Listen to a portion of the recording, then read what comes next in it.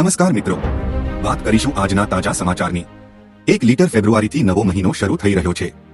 નાણામંત્રી નિર્મલા સીતારમણ 1 ફેબ્રુઆરીએ દેશનું બજેટ રજૂ કરશે। તેની સાથે જ નવા મહિના સાથે કેટલાક નવા ફેરફારો પણ થવાના છે।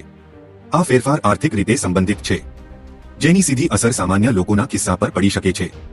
1 ફેબ્રુઆરી 2025થી નવો મહિનો શરૂ થશે અને સાથે જ કેટલાક મહત્વના નીતિ સંશોધનો અમલમાં આવશે।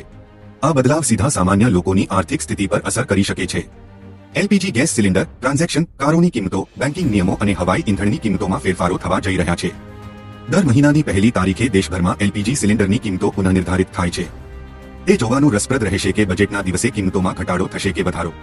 અગાઉ 1 જાન્યુઆરીએ 19 કિલોગ્રામના કોમર્શિયલ સિલિન્ડરના ભાવમાં ઘટાડો કરવામાં આવ્યો હતો।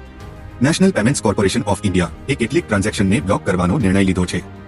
1 ફેબ્રુઆરી 2025થી માત્ર અલ્ફાન્યુમેરિક અક્ષરોવાળી આઈડી સ્વીકારવામાં આવશે। જો આઈડી અન્ય કોઈ સ્પેશિયલ કેરેક્ટર સાથે હશે તો પેમેન્ટ ફેલ થઈ જશે।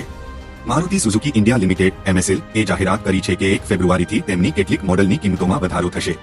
કિંમતોમાં રૂ. 32,500 સુધીનો વધારો થઈ શકે છે।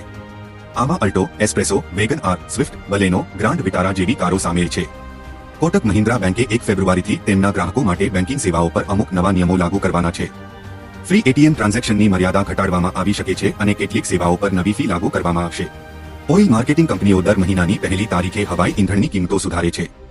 જો 1 ફેબ્રુઆરીના ભાવમાં વધારો થાય તો હવાઈ પ્રવાસ મોંઘો બની શકે છે। તો હાલ માટે આટલું, મળીશું નવી અપડેટ સાથે। જો તમને અમારા વિડીયો પસંદ આવતા હોય તો વિડીયોને લાઇક કરી, ચેનલને સબસ્ક્રાઇબ કરી બાજુમાં આવેલા બે આઇકને દબાવી દેજો।